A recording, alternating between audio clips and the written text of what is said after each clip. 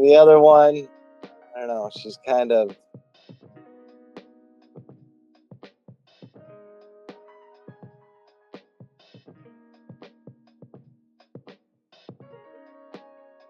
Well,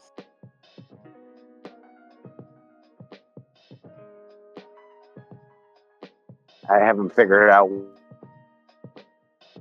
which direction she's going to wind up going.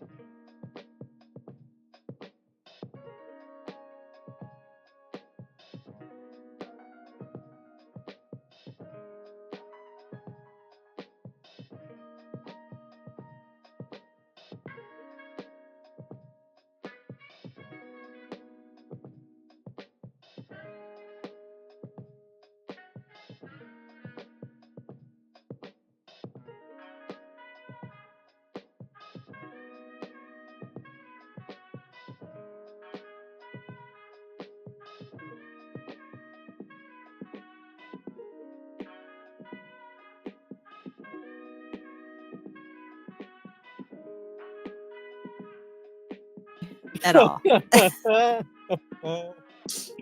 Oh dear. Oh, right, where we at? On the hour. Let's get this show on the road. We're early. We're good. We've got an audience here. Oh.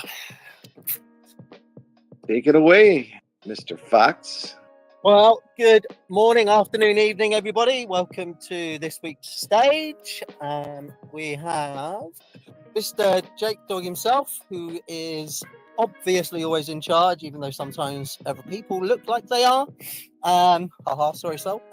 Nim obviously here as well, along with the incredible Soul. So we're hoping to have a good event.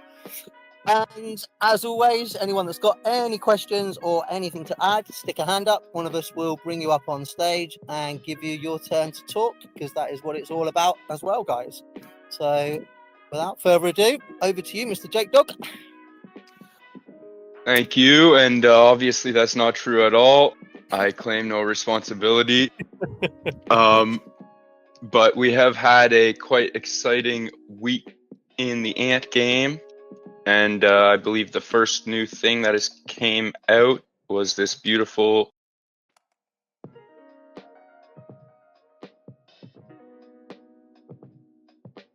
Did we lose him? No idea, but the suspense is No, killing he's me. showing the skin, Yeah. posting the skin. Well, I don't hear his voice though. Uh-oh. Maybe he muted himself. I was like, is it me? First thing I look up is that my connection. So we can't hear you, But Jake. yeah. You might have to log out and log back in. But The we new can. skin is out, guys, for all you duck lovers out there. Or is that... I still haven't figured out what that is, by the way. Duck. It's obviously a duck, but then there's bubbles coming out of the water. So is the... Check. Is it a? Oh, There we we can hear go. you now. Oh God, that was stressful. I was just saying how nice this skin is and how tasty that little ice cream on the duck's back looks. It's kind of an odd skin. I'm not gonna lie. I mean, it's kind of cute, but it's weird that it seems like a duck in a bubble bath. But why would you have ice cream in your bubble? I mean, I don't know. Maybe people do that. But anyway, You know what it is? In my opinion, it's a float. It's like Oh. a play on a float. There's like Yeah. the straws coming out and the ice cream, and it's called Summer Party. So it's like a root like a beer carnival float or thing. whatever. oh, That's maybe, what I yeah. got out of it. Yes, Aren't I'd have those to agree with cute? that, with the little straws coming right out of the duck's back. Yeah, and aren't those like little ice cubes next to the ice cream? I think so. So maybe I that's mean- a pool floaty and not a bubble bath floaty. Yeah, something like that. I don't know, but I Yeah, like you it. don't have to look too closely into it. It's a cute duck. I like shiny things. So I tend to look pretty closely. That's fair. That's fair. I think my former teammates, they're quite a quacky bunch. I'm sure they are loving that skin. They like to quack. They refer to themselves as the ducks, so There we go. definitely the skin Ahmed's for already them. got a hand up in the audience. Oh, is it? Oh, Oh. no, it's. Oh, it's gone. It's just a quick wave. That's okay. That's it. Hey guys! And then he's gone. And there was it was the cave event, right? The underground maze that came out as well, and there was a very nice deal for some people looking for some extra duplicates on their ants, or maybe getting their first ant and getting a bonus one with it. What did you guys think of that? Well, that's cool. I mean, like, if you are a lighter spender, that's definitely a way to gain an ant or an 8-star ant for half the price of what it would cost normally. So this is the first time that they've ever done this, right? Yeah, for these ants, I believe this is the first time. Yeah. Which also, I don't know, seems to me that eventually those ants may even become available in like other packs that are like maybe fragments or whatever. So this Looks like the course next of punch, action doesn't it? this course of action kind of looks promising, right? So like to Mhm. players that may not necessarily spend to, get multiple copies, maybe they get the ant normally, and then to get it up to like 8-star or 7-star or whatever, then they can get extra copies through this route, which will significantly reduce the cost of what it takes to do that. I've played it the same as exactly what you've just thought, because I've got the 7-star Lepto already, and it was going to be like 500-600 quid to get the 3 I needed for 8. So realistically, I've took the same opinion as you. I think this is going to be the next stage of replacing Formica, Crimson in the pack purchase ones. So I think I've just held fire knowing that fragments are going to be available later in my head. So I've kind of got the same opinion. I think they're the next implication of fragment packs. Yeah.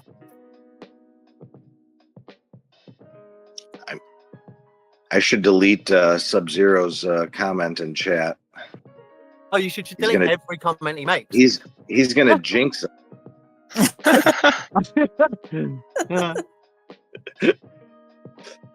have been, Good point. could have been a mistake. Here, I'm just living the dream life right now in ants. Yeah, it's a nice time. Anything free is good. in Yeah, this that's game. for sure.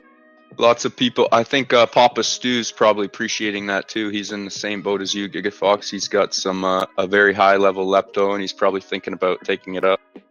Yeah, I think it's a good ape skill to add on at the end, but for the most part, anyone that has spent that amount of money on that already, we've already moved on to bigger, better apes.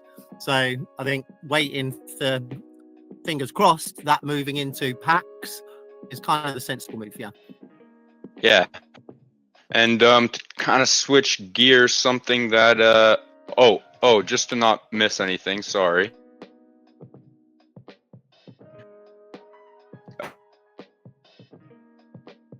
There was also a Glory Celebration that came out in the same time that the Underground Maze came out, and it's a great way to get some exotic shells, some of those hard to get items in the game. Exotic shells are very important in any development in this game, to be honest with you. So that was nice. Yeah, it's always nice when the Glory Celebrations come out. I feel like they're kind of underappreciated. You get some nice free stuff, even if you don't want to buy anything. And then if you buy stuff, you get some great deals there. Yeah, I like that one. But something that you definitely do not have to buy anything and is purely luck, maybe skill related, that also came out was this terribly addicting number guessing game, which I can't stop playing every time I wake up. Have you guys played it? I know Soul has, because he's ahead of me on the leaderboard. Whoa.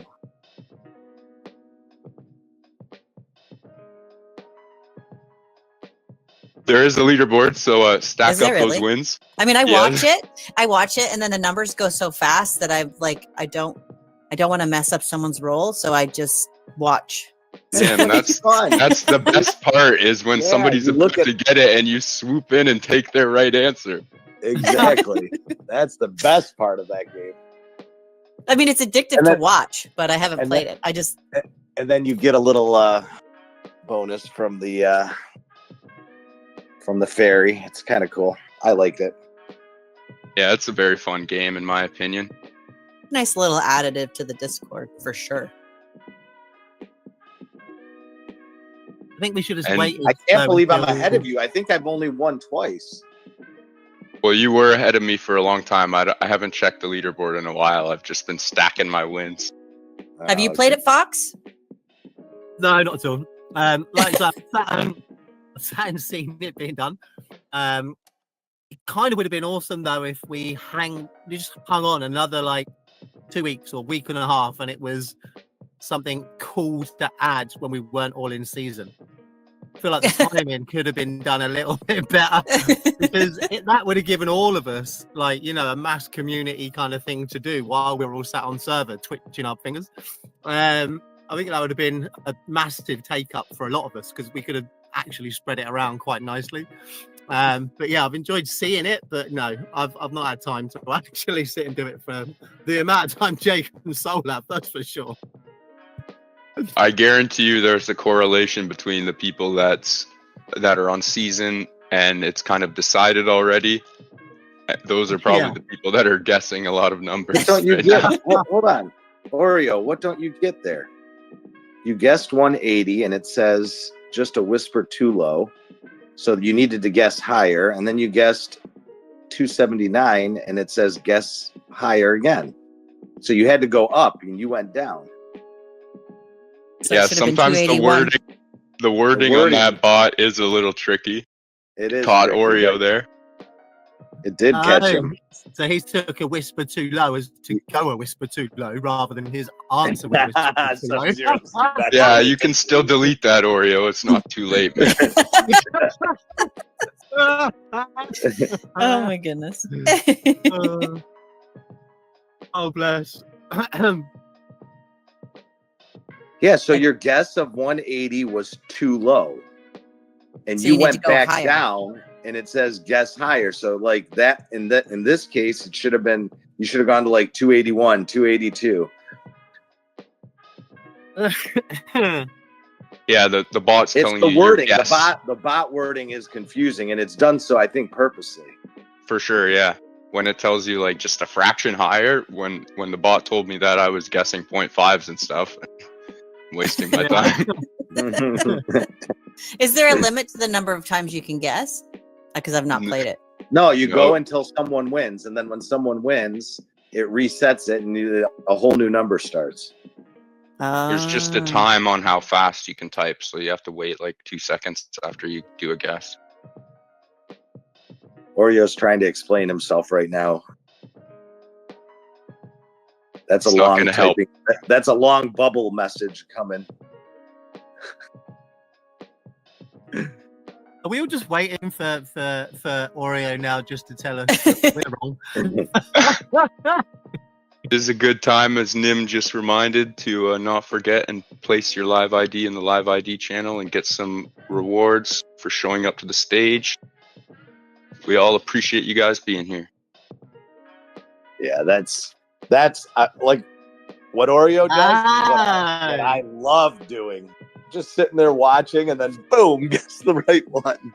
This I is don't know. definitely the best part. Nice, That just nice. stresses me out. Uh-oh, straight on top of that. Yeah, sounds like good time. I'm gonna do that. Otto's here. Otto, Always a is good. here. Happy Father's Day, Otto. Love to see Happy Otto. Father's Day to all of the members of the audience. Nothing to see here. So Um, yeah, not played. There's still time once your season is done, GigaFox. Mhm. Had lots of world suggestions stacked up this week.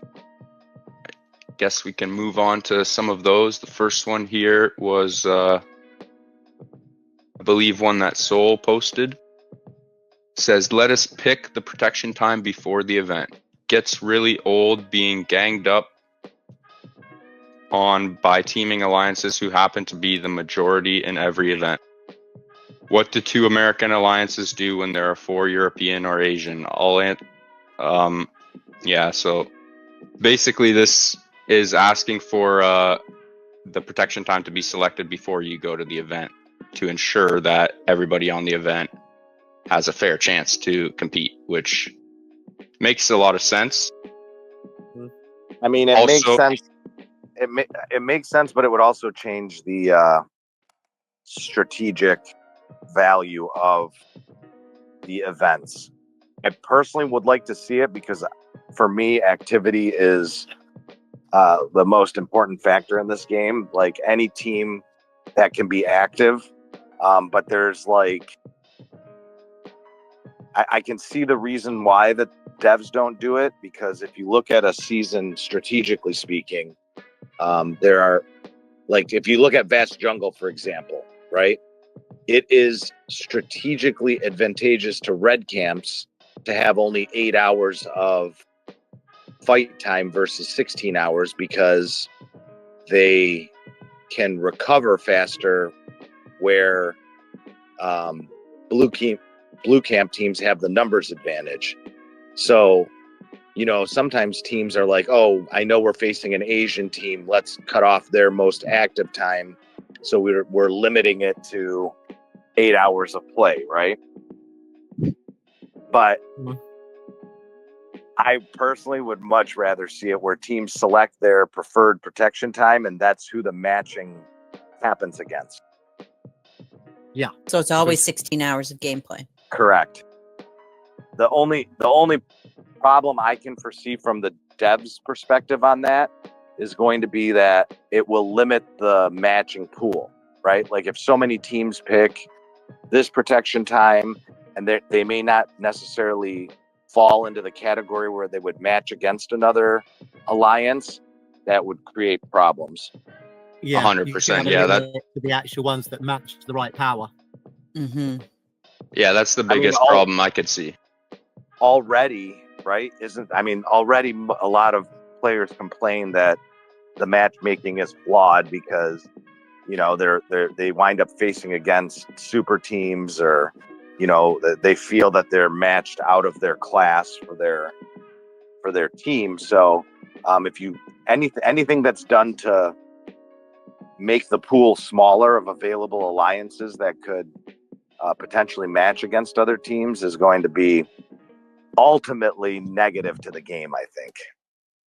Yeah, I completely agree. Like, it's a great suggestion in theory, but the outcome would be just severely reduced fairness in matchmaking, because you'd be matching against the same few teams each event, really.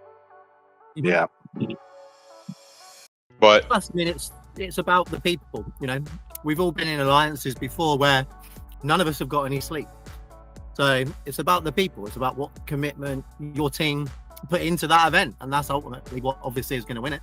So personally, I think a better way to do it is if they do ever implement that, where teams can pick the protection time like ahead of time, so that they only match with teams that select the same one, is if they don't allow as many choices. Like if you, like, maybe like one season everyone has to pick wetlands kind of thing, or maybe they only have 2 choices instead of 4, right? Like, if they did something like that, then that they could expand the pool, because every team would have to sign up for wetlands like this round, and then the next round everyone would have to sign up for barren, and the next round everyone would have to set up for. But again, that takes away choices from teams that prefer one play style than another. So I don't know what a good solution would be, really, to be honest with you. It's catch-22 in my eyes. yeah, I just hate the fact in my event I have to wake up at 4 a.m. if I want to fight. it would be an interesting idea to have something like that, maybe for Island, where there's currently no protection time, but if you signed up under current protection time, and all the alliances would have the same one, but still it would limit matchmaking severely. So I really don't think it's a possible solution. But into the next talking point, have really nothing to say about this one since it's about the new season, but I'm sure you guys have a lot to say about it since your teleports are probably 0. But it's saying that the wetlands is very porter intensive. I have never used so many in 15 rounds. Maybe intermediate achievements can be rewarded with port items, and it had a crazy amount of check marks. Yeah, that's another very valid point. But that can be solved without even rewarding port items. That can be solved by the devs just making it free port in like the environmental area for each camp. Mm-hmm. For sure, I agree with that. You know what I'm saying? Because like on Vast Jungle, for example, Red Camp gets free port in the area that they select. They get free port in the tree area, and they get free port in the clash area that's not selected by either team. So the only areas they're charged for ports is in their ally camps, their ally teams area, and the environmental zones, and like opponent home areas if they're fighting there. But yeah, free ports through the environmental areas, at least, or the shared camp areas, would solve that issue very quickly. And during SVS war. Oh yeah, that too. Oh yeah, if you could teleport into the swamp area for free, that would be beautiful. Mm-hmm. Yeah. Sorry, just trying to get the next one cop. Yeah, I'm definitely low on teleports.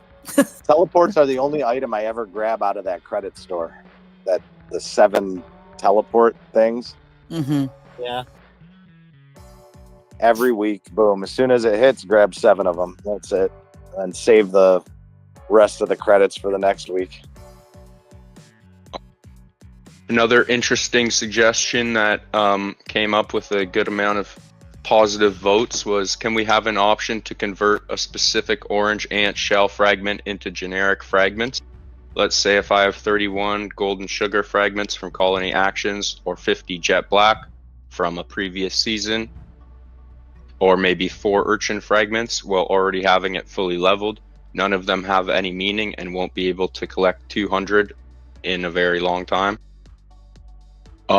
So like an option to convert these or synthesize them is what this suggestion is asking. What's your guys' opinion on that? Amazing. And as long as you keep it to the ones which are, you know, still not having to be found within kind of certain scenarios. So obviously you can't do any of the pay to wins, you can't do any of the ones that are in the fragment packs or anything like that, because they're all got set timelines, like you buy the packs for X amount of time, etc. But I don't know how it would work between generic ants and season ants as well, because, you know, that's what we're chasing and that's the whole reason for buying eggs. So kind of realistically, wouldn't it only be limited to generic ants anyway, even if we could make them universal, as far as the devs are concerned? Yeah, I mean, it does take forever to collect those 200 fragments. So, I mean, I can see him going for it. I think I have like, I think I have maybe like, it seems like I have 10 or 15 ants that are like sitting there at like, you know, 67. maybe 100 fragments or whatever, right? Because you get like one fragment here, one fragment there, right? So to collect 200 is a super long haul. You know, it's like just it's random generated from like colony actions or whatever, right? Yep. So yeah, delete all of the individual ones that are specific to each ant, replace them all with universals, and then let you select the ant that you want to choose from the original ant pool. And that makes a lot more sense. 100%. Yeah. And most I mean, people the reality of the situation is even the ants that he's mentioning here, like urchin ant or whatever, like once you have that ant and have it leveled, if you're in later gameplay, that ant winds up just being material to feed into upgrading other ants anyway. So whether it's an urchin ant itself or a generic ant doesn't really matter. It's like the use of it is going to be the exact same thing. It's, you know, like Adelan says, just get a universal shell. Like I'd rather get one universal shell randomly from those colony actions than have it be a specific ant, because otherwise it just sits there forever and ever, and then eventually you get the notification like, oh, you have 200 urchin ant shells. You can make it, and then by that point you're using that ant to feed another ant to upgrade a skill on an ant that you need. So I'd rather have start it as a generic. eight different, you know, ants trying to collect 200 is kind of pointless. Like I'd rather have a universal orange shell, you know, fragment, and eventually when you get 200 of them, boom, I don't know. So this just idea popped into my head. It's not fully related to this, but I have the issue that I have too many shells of all colors in my inventory. What about a scenario where if you have a ton of green shells, it costs you X number of shells to make them blue shells, because you only get to like make them into spores like 42, and like it'll take me forever to ever get my, because I didn't realize in the beginning of the game, you know, early game stuff that you make mistakes on. Because I probably have over 1,000 blue shells that I will, and I've been slowly making sure, but it's going to take eons. But why can't wouldn't it be cool to have a way to take those blue shells and have a cost to make them into orange shells for spores, or being able to, you know, upgrade ants down the road? You know, the worst part of that is that you're probably getting more than 42 extras a week. I know. Actually going up. Nim. Yeah. Since the beginning of the game, with the exception of Special Ant Day, right? Because Special Ant Day is the day that if I have extra purples, I will retrieve those 42 extra purples. Okay? Mm-hmm. So, and I used to do gold eggs once in a while. If I had extra orange ones, I would spore a couple of those out because it gives you like 600 spores when I was pushing to upgrade other items. Mm-hmm. But since they introduced that Special Ant Troop Boost or whatever, you don't sacrifice orange ants anymore for spores. It's just, they're too valuable to be used as material for upgrade and other things. But every day I will spore out the 42 blue ants, okay, to get 420 spores. Mm-hmm. I have 2,572 blue shells and 6,676 green shells. I can't even touch the green shells by pouring out every day, 3 years now. Okay, 4 years almost. Pouring out 42. But you're the example of what I mean is if you could take those green and blue shells and say, I don't know what the cost would be, but it would so there'd be a cost to make them orange fragments that you could, or up the number of shells per day. Because I mean, I'm not as bad as you, but I am over 1,000 green, over 1,000 blue, almost 1,000 purple. I'm never going to get to a place where I've used all of those up. Exactly. Ever. I mean, no one is. No one is. I promise you, it's impossible. There's nothing that I buy that's blue shells or green shells or whatever, right? Like, Mm-hmm. It's just from being active in the game, and you collect so many green eggs and so many blue eggs, and I mean, if I go and look at the green and blue eggs, there's thousands of those as well, so I could just blow through and start hatching those. And sometimes I do to get SVS points, like on day, Special Ant Day when I'm on server or whatever. Mm-hmm. But with the ever since the introduction of like the season play, and because I'm hatching season eggs to hit SVS numbers, those blue eggs and green eggs just compile and compile and compile over the course of a season, because you're able to hit so many colony actions per day, or I'm sorry, on Special Ant Days while you're on season. And so the blue and the green tend to compile and compile. So yeah, I mean, it's my I guess goal. we need to be writing a suggestion. Well, I'm just saying my personal goal is to blow through as many of the blue ants as possible that I've collected, the 420 spores per day, so that way I can start dipping into the green ones, which give you less spores. But I mean, I can't get through the blue ones. How am I going to even get through the green? So yeah, that would be awesome if they did that.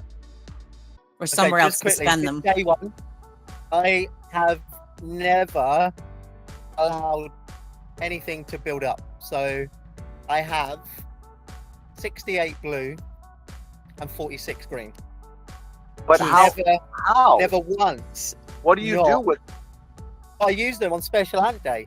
If I don't have ants that are orange that I want to use for resources, then I literally use the blues and the greens for SVS points twice a week, because I do Special Ant Day rather than gathering.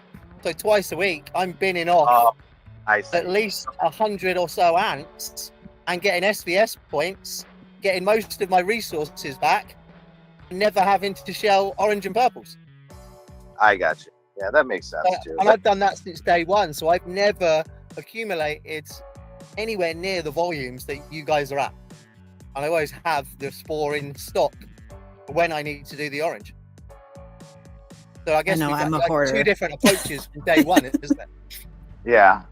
Actually, I kind of like your idea. I should do a combination of that too. Yeah, because otherwise you're adding a lot more of your spore onto orange ants leveling up which is kind of useless once you've done the awakening, and you're never going to use that ant anyway. Whereas at least you get your mass amount back. Was it 70% for your spore back? And we can all spare that spore every single week. Yeah, but in order to do that, you're investing into the ant, right? Is that what you're doing? Yeah, but then deleting the ant and getting more points back when you delete it. Yeah, but you're losing 30% of the spores, right? Yeah, but we've got we've got so much spore sat there. I'd rather keep the spore and lose the 30% and only use the spore on the orange ones when I need it. Makes sense, I guess. Wait, repeat that again. You're spending spores. Spending spores. So I'm going to spend 100 spore, just as an example, yeah? And then I'm going to get 70 spore back when I delete the ant. So I get all the points from SVS. I make use of the green and the blue ants that are in my inventory. And then delete the shell straight afterwards. So it's all one combination. So the ant is in my inventory. I level it to 12. Use it for SVS by leveling up the first 3 skills to 10. Delete the ant, get 70% of the spore back, and then it goes into the shell, and then they're the ones that I delete for the 42 shells religiously. Huh. I've never thought of that. Well, yeah, but I mean, at the end of the day, you're still spending more spore than you gain back. But not as much as you are if you're using the spore leveling orange ants that you're never going to use. But so I'm not at that point. That wouldn't help me. Yeah, I mean for your level, because you're leveling higher up ants. But well, no, number one, I'm trying, like, I'm always spore poor because I'm leveling ants in order to get further in the ant boost. So even if it's an ant I may not be using, it's still spores that need to go into these ants so I can increase the stars, the orange ants, to get the stars.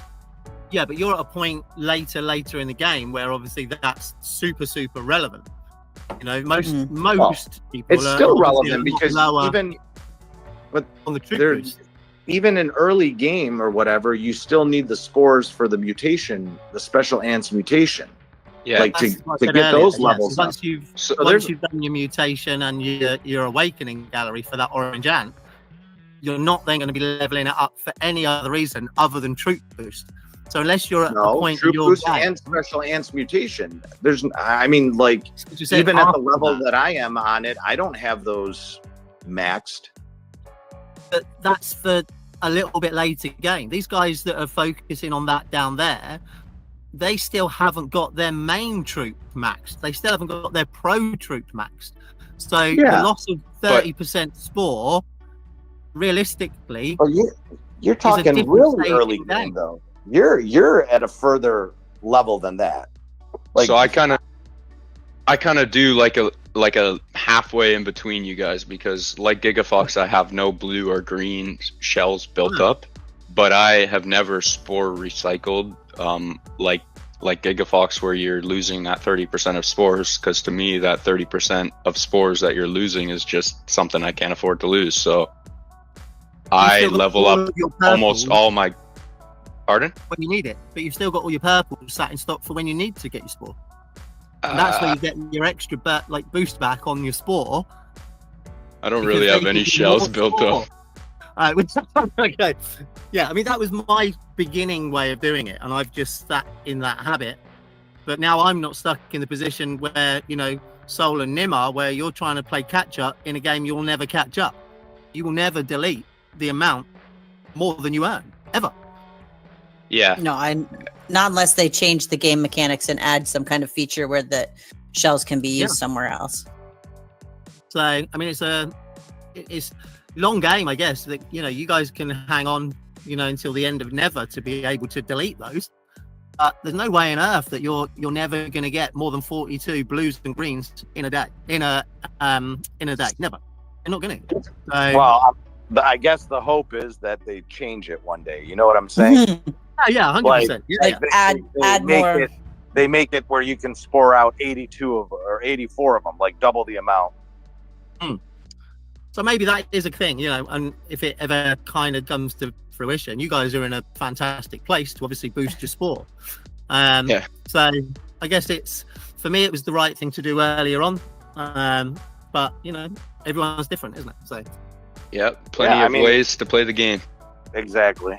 I like your idea, like, because you can easily, like, I would never pick special ant day for the choice day, only because it would be like very hard to hit it with like hatching and you know, I like to save the orange hatches for the 9 or 10 for 9 events and stuff like that. So, you know, but yeah, a 30% loss in spores would be like just crazy in my situation, only because I'm always desperate for spores. That's the one thing that is because of what I'm trying to boost up. Yeah. For the focus area, it's the wrong thing to do for. Yeah, but if I didn't have a pro troop that had all 8-star ants, yeah, I would definitely do that. You know, like if you need the spores to level up, I don't know, you know, hit SBS points and then use those spores to whatever, then yeah, I mean that's a great path to take for that. But, yeah. So on to the next world suggestion. I think we'll try to bang out one more world suggestion, and then we can move into the update that just came out this morning. This world suggestion says add more purple free skins to earn from the regular events, as this helps players get stars on their hills quicker. And overall, we need more skins that look fancy. We all love fancy stuff. And some people like GigaFox may have not known that these purple skins actually added to your star level for your anthill skin. You know what? I would get fully on the chin today. 100%.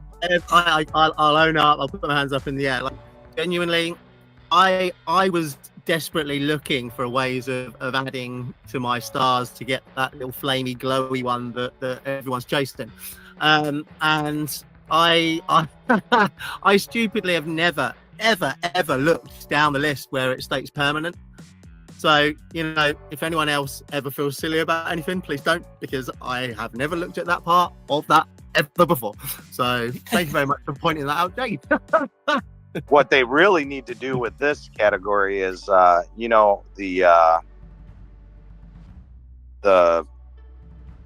store that opens up where you can use the,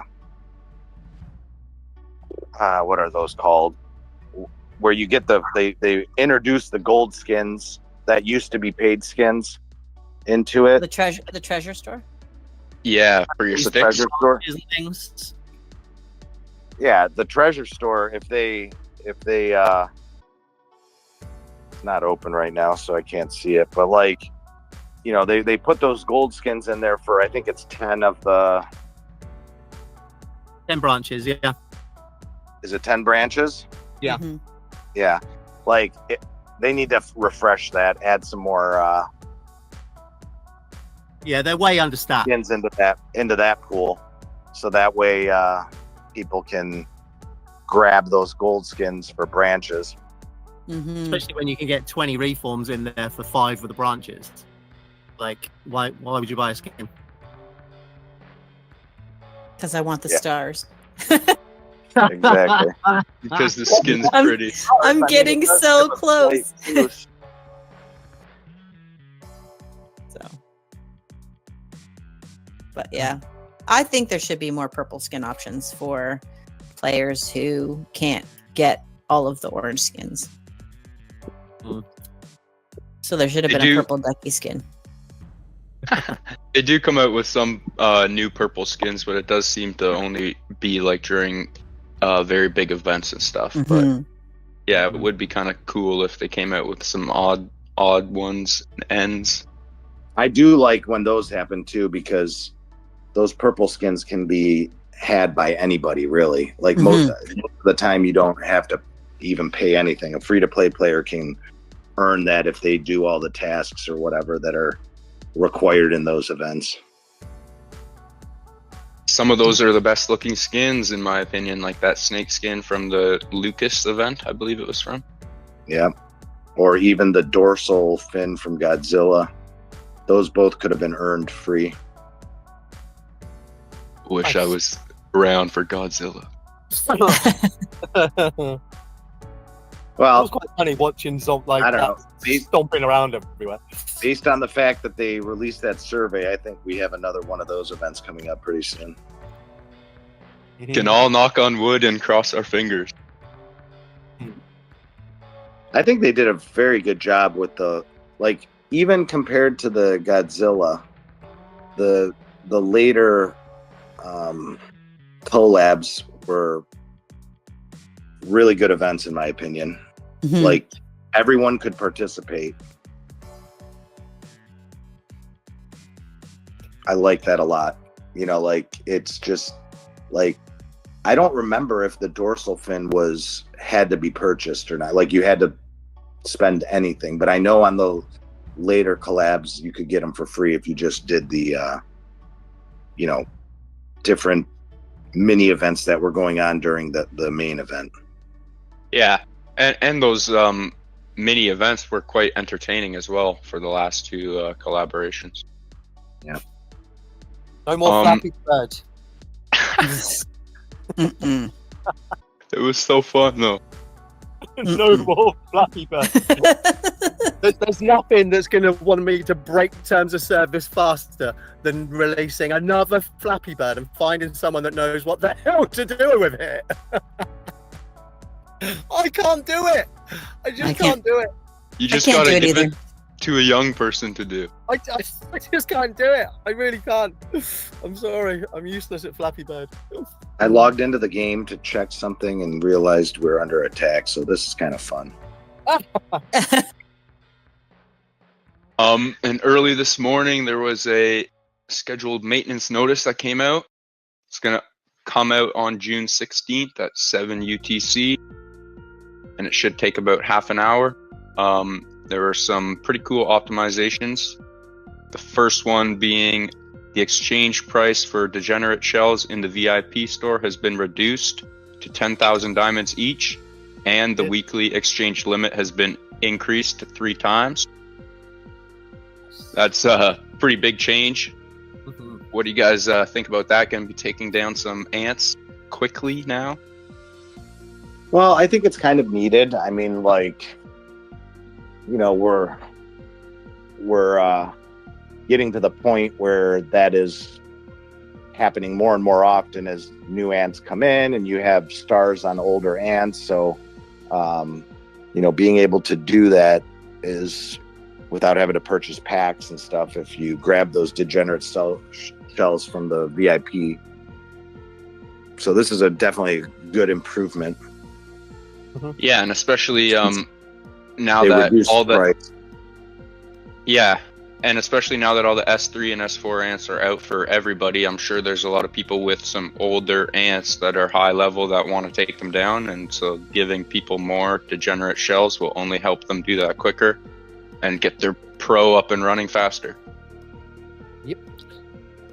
The second optimization was optimize the usage logic of the speed up items in the auto heal function. I'm sure a lot of people are happy. That probably was the biggest disappointment that occurred from the last update. People realized very quickly if you use the auto heal, it would use generic speed ups over healing speed ups you had in your account. So I'm hoping that that's what that means. Mm-hmm. We don't got any more details anywhere, have we? No, we do not have any extra information that other people do not have. I never tried the auto heal, so I'm glad for all you guinea pigs that tried it out and realized it wasn't working properly. Saved me. Hopefully it's fixed to use the healing speed ups though. Number 3 is optimize the metal category display in the metals gallery. Not 100% sure how that will change, but I'm assuming it will make it easier to navigate perhaps. Yeah, Number I'm not sure on that either. Mm-mm. But we can wait and see on June 16th, I guess. Number 4 is optimize the insect advanced talent and advanced ascent function. It looks like it did that in 2 ways. Number 1 is optimize the quick display rules for talent activation prompt effects. And number 2 is optimize the quick talent activation function. When there are remaining talent points, the quick talent activation function will be used by default. And then adjusted some text descriptions and interface displays. So I've never seen this insect tree.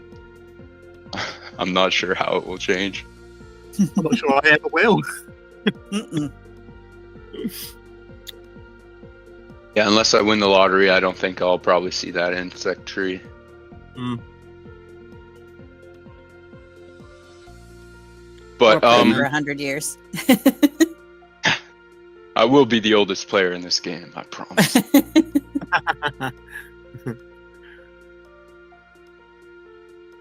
What was the next one? The bug on that bug fix, the app mention. Did any of you guys get that come up on yours? Like if you added somewhere partway through the sentence, it didn't then come up. It came up with a blank message sometimes. Yeah. Yeah. You know what I think was the initiating factor on that? The player that is being added, if they have like symbols in their name versus just like a normal text name. That's where I seem to have noticed the blank messages happening often. It was a bit odd that it sent it blank though, right? Rather than just didn't send it. Yeah. So, and I think the second time I typed it out, it went. So if you then retyped it again, but put the at the beginning of the sentence, it was sending fine. It was a really strange way that it kept not working. Well, the other 2 bug fixes are the ones that are fix the issue on some of the buff skills of LP and CR. Those always scare me because I don't know if it's going to be a It seems to be like a good thing. Well, at least a good thing if you're a carrier, maybe. I don't know. I took about 100 screenshots. I know it's not out yet, but I took about 100 screenshots of all my CR skills. So I'm gonna compare them to after this update. But I don't know. I hope it's a good thing. We'll see. Yeah, I don't know. Every Every time they mention that they're going to change skills or how they operate on an ant, I'm like, oh, here it goes. They're going to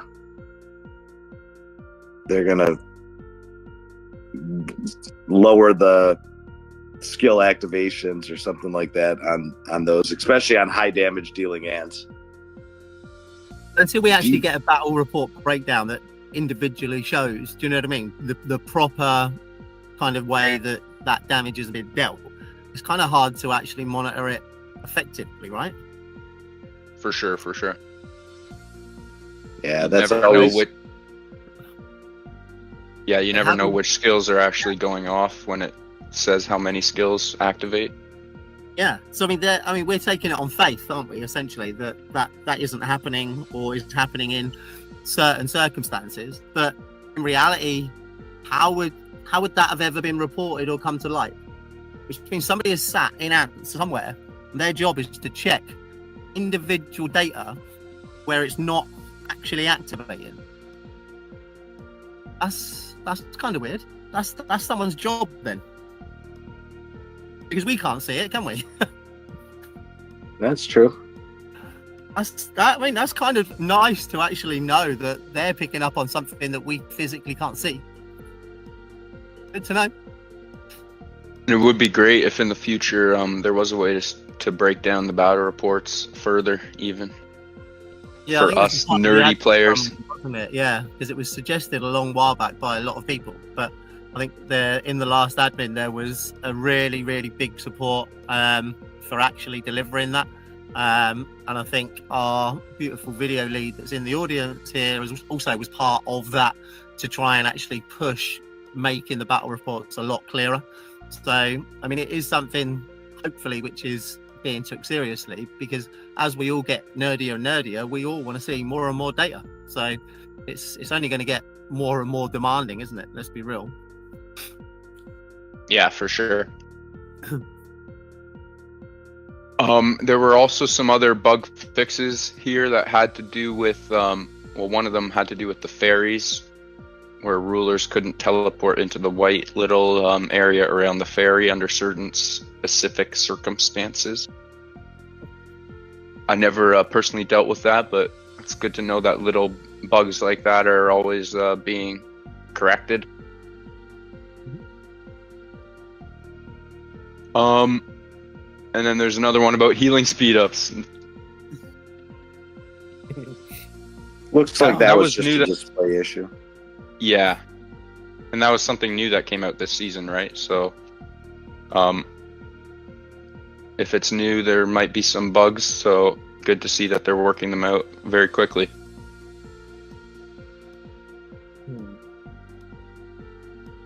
I guess we will go back into some world suggestions since the update wasn't very long. Actually, I think Fox has a little segment he wants to do.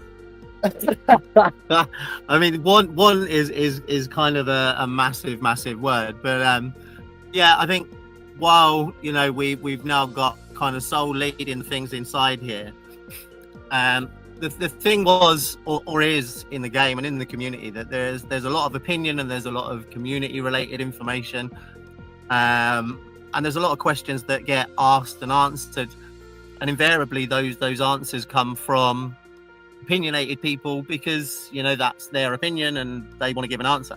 So I think it's kind of only right that we kind of give Soul a little bit of time to give his opinion on some of the stuff that maybe he's not sort of seeing so much of the time, that the questions that are kind of asked by everybody, and maybe we'll get kind of an answer from someone that's been through it and done it, and has got that kind of level of kind of respect in the community as well. Whether people take anything seriously from any one of us at all is kind of by the by.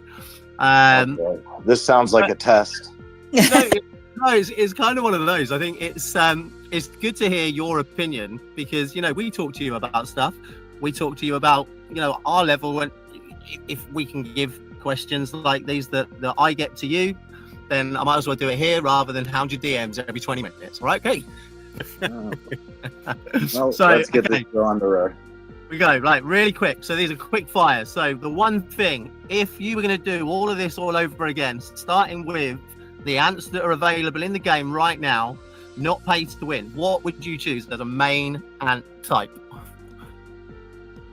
Like starting fresh? Yeah. If I would go Guardian, I guess, but I would do it in the way that, knowing it would be a long haul before I saw the benefit of it. Okay, so you wouldn't still advise going shooter to get there quicker and then switch to Guardian? No, I would have just gone full Guardian.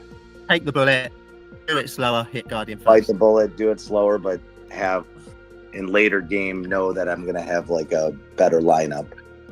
Nice. Okay. So what area of your hill or any hill would you say is the main focus that everyone building as kind of free to play should kind of focus first and foremost? Mutations. Yeah.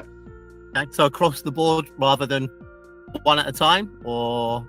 Well, I mean, an early game focus should be on whatever your main ant type is, but then eventually the game forces you into leveling them up semi-equally. So I would initially focus all mutations, like attack, health, and then defense of your main ant type in that order. Man, okay, so somebody's asked this week, is there an argument now to remove certain top tier players or alliances into their own matching up leagues? Wait, what? Repeat the question. So, is there an argument now, obviously, with the amount of kind of top alliances there are and the limited matchmaking essentially available, is there an argument now to remove certain tiers into the matchmaking kind of algorithm? I don't really understand that question, but I I think guess it's just I'm about assuming it's going to be normal alliances facing super teams. Is that what you're? Exactly. Yeah, I think so. Yeah. Okay. So, I mean, there's no way that they can do that. I'll tell you that right now. The game itself is a game of choice. There is a very big misconception within the community that, like, these super teams that are out here, it's not fair that we match up against them. They can't be beaten, whatever may be the case. And I can tell you from firsthand experience, they can be beaten by teams that may not have as strong of players in it. But it requires a lot of work. It requires camps to coordinate together and gameplay to be focused against those super teams. So it can be done, but it's hard work. I will say that. So keep everyone together. On the second thing, you can't really be mad at the super teams from assembling. Right? I mean, like, those are players that took the time to build up strong accounts, and a lot of them, the mentality is that, like, these players are spending all this money in the game and they can't be beaten or whatever may be the case, and that is not true. They can be beaten. And secondly, they're also players in this game, right? They're players that are spending their time and money into the game, and they deserve to be able to play the game just like everybody else. So trying to prevent deserve their glory moments if they get them. Yeah, exactly. I mean, trying to prevent them from whatever, I don't know. I don't like that question too much. No, that's cool. Okay, so as Conic said, TIG was a super alliance. No one could beat them until they were beaten. So, and then whatever. So. Okay, so this gets asked pretty much every week at the moment, but what's the best lineup to stop the current free-to-play Bison meta? I mean, I would imagine whatever carrier lineup it is. I mean, ultimately, carriers should beat guards, based on the way the game is. So whatever the meta carrier lineup is has the best chance to beat the meta guard lineup. Heck yeah. Yeah. I mean, that's a loaded question. Oh, I mean, you can't expect to beat even the meta bison if you're a super whale with a meta guard unit. A normal player going against them on a one-on-one it's not. That's not how the game works. I'm saying, like, I know. Going back to your first question, it's the same thing, right? You have the team beats the player every time. Yeah, every time. Okay, so this is, I think we've kind of spoken about it a few times, but kind of from your opinion, do you kind of agree or disagree that the season ant lineups have become closer to pay to win ants each time they're released? Most definitely, if not better. To be honest with you, I think the season ants are better than the paid ants. I'd agree as far as kind of like the way it's switched. Well, from my point of view, with carrier, with kind of the tuberculosis ant, as I call it, obviously not really given a massive boost to what we're getting now from honeypot and some of the others. So, yeah, I mean, I buy that. Funny because it's funny. A season 4 ant with no stars on it, it's better than some of these paid ants with 8 stars on them. So, yeah, in a lot of cases, it break down the actual skills and how often they activate and everything like that. So, yeah, in most cases, season ants are definitely better. Yeah.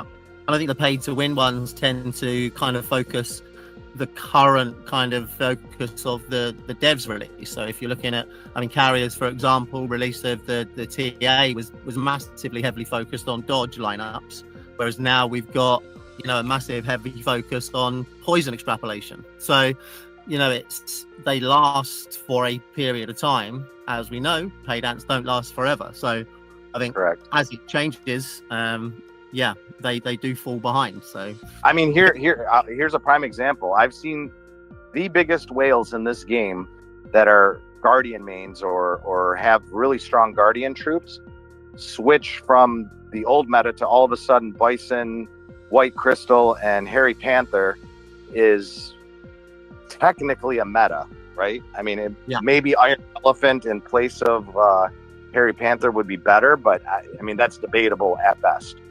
Like you can use Bison, White Crystal, and Hairy Panther, which are all free season ants, and Hairy Panther is a season 2 ant on top of that.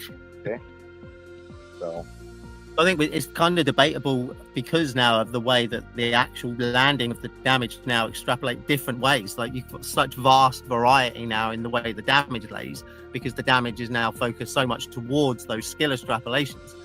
So, you know, it's really, really hard to actually get a solid 100% answer of what the best is to use in any given scenario. Exactly, and it's also catered towards the individual player and how they invested their mutations and other factors, where they place their ants on the mutation, special ant mutations, stuff like that. So all of that plays a factor where they, you know.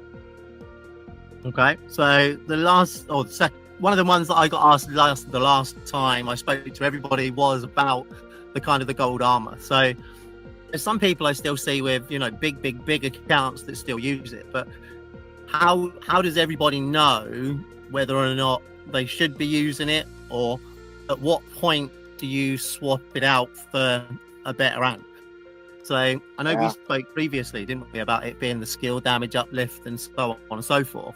But yeah, I mean, again, that's one of those personally catered choices, right? I mean, like the advantage of gold armor over some of these other ants out here on a individual, breaking it down from account to account, is, you know, gold armor is one of the original ants in the game. It's probably the first orange ant anyone has gotten. So if you break it down from account to account, you know, there's a very high probability that you have the ability to 8-star a gold armor where you may not another ant that might be better. So, you know, that is going to be something where an individual player has to look at their account and see what dupes they have and materials they have in order to be able to upgrade certain ants and make those choices. I mean, at the end of the day, you know, it also depends on the focus of that particular player, right? Like some players are all about, I want to get the highest score I possibly can on Groundhog and Pangolin, and those are the things that they take enjoyment out of the game. And in other situations, players just want to battle it out as much as they can. Yeah, and I know Nim's got her own little spreadsheet at home where she updates the Pangolin scores and Groundhog scores, but okay, meteorite. This gets kind of talked about all the time, so let's kind of do how do you set yours up rather than a which way should it be set. How do you set yours up? I mean, that's another at my point in the meteorite, personally, I'm at the point where I'm upgrading things at the level that the game is requiring. Okay. You know, like with the, you know, you're forced to upgrade things, but like in general, when it comes to mutations, my opinion is very strong on this, that everything should be focused attack, health, defense, in that order. Sorry, so this was the like the evolution skill order. So the way that you put it in your lineups. So whether you put pioneering first, whether you put, do you know what I mean? Which one you put as your first? Because I think the general consensus is you go with the kind of the skill effect, which is going to trigger every round. That kind of feels like the version that people give is a greatest kind of bit of advice. But is there anything that you think, your opinion, that you would go differently to kind of the one that affects every round? Because I choose the one that's going to match the kind of, ants and their skill activations. So check against which skills activate different rounds or whatever. But from a general point of view, everyone seems to think that the one that affects every round should be the one that you start with as your main skill effect. I mean, there could be that argument for that, but again, if you really think about it,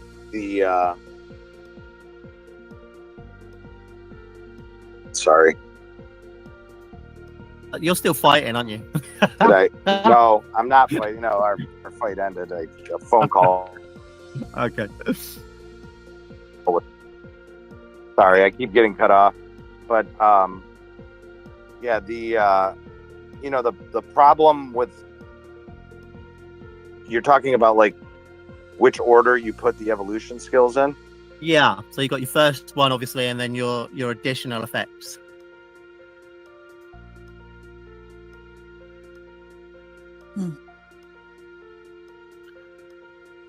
You did this a while ago, didn't you, Nim? And you were swapping it around. You did like a little test, I think, a good while. Well, not a full test, but it's so hard because there's so many little nuances to each change, and it's like any change kind of depends on the type of ants you're running, your skill level, so it's like really challenging. Like if you change too many things at once, it's then hard to tell where the improvement really came from sometimes. Yeah, kind of need a little time. That's why I think too with battle reports give a bigger breakdown if it could.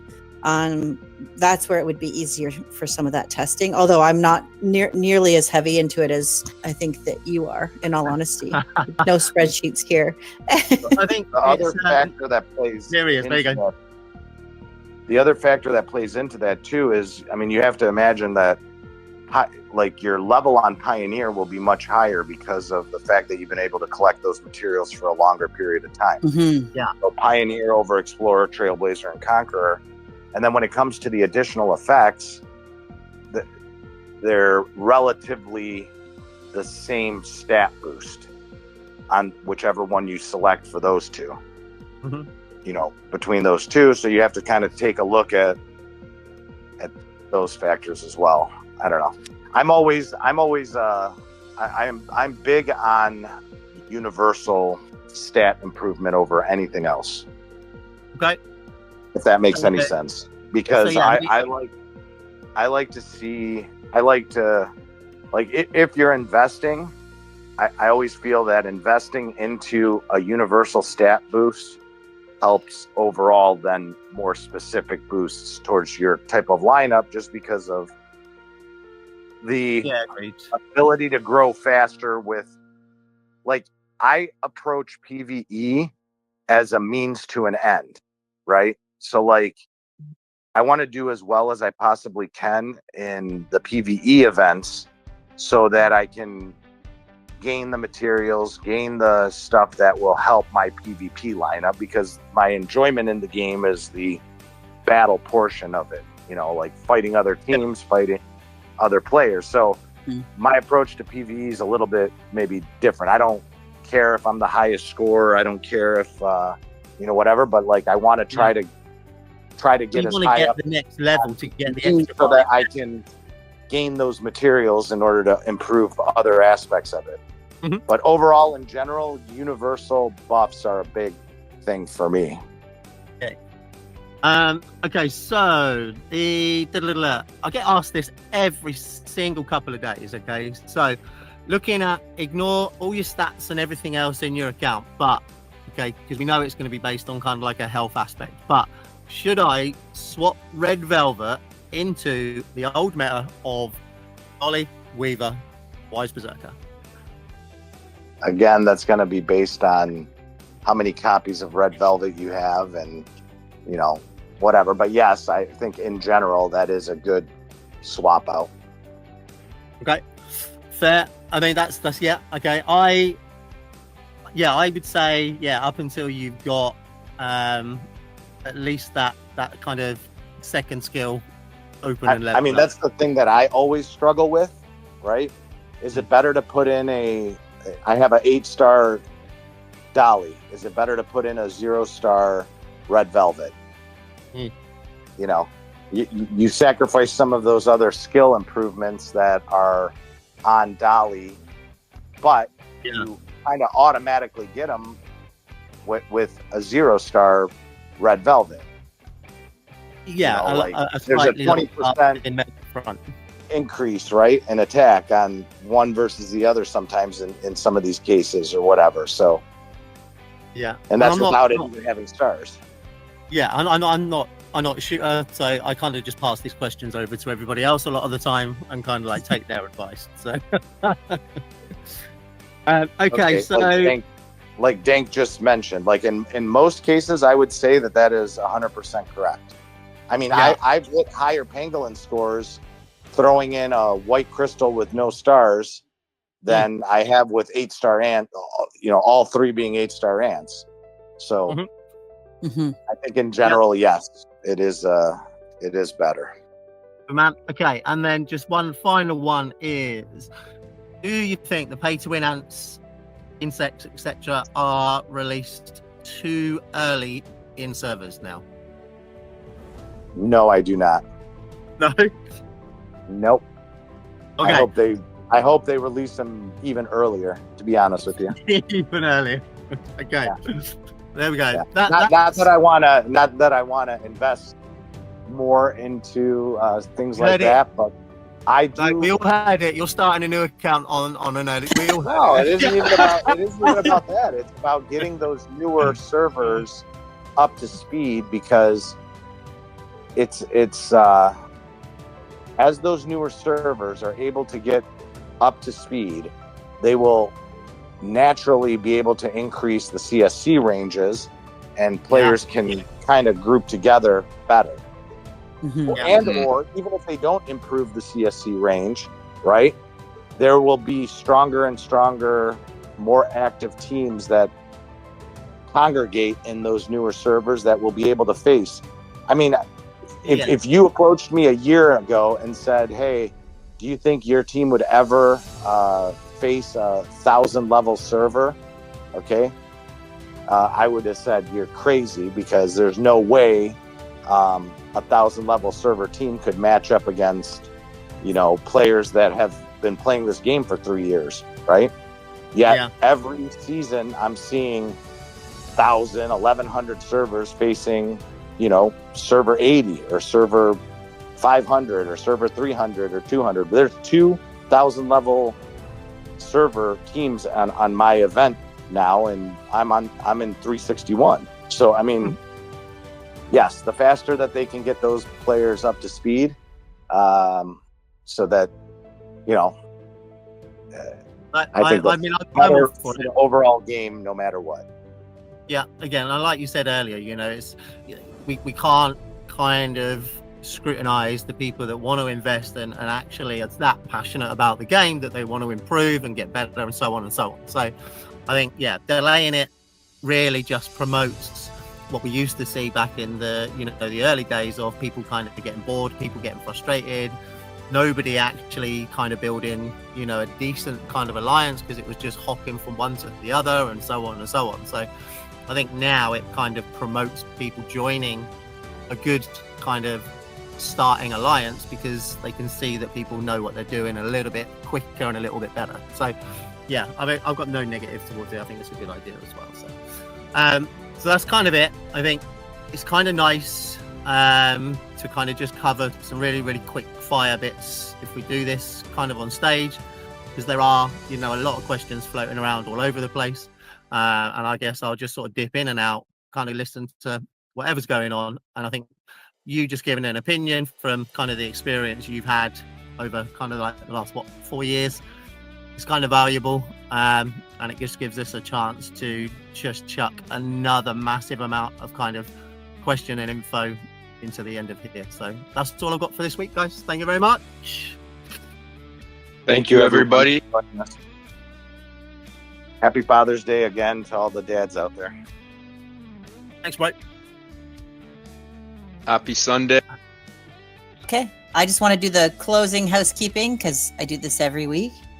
But I want to remind everyone to put their in-game ID in our IDs channel.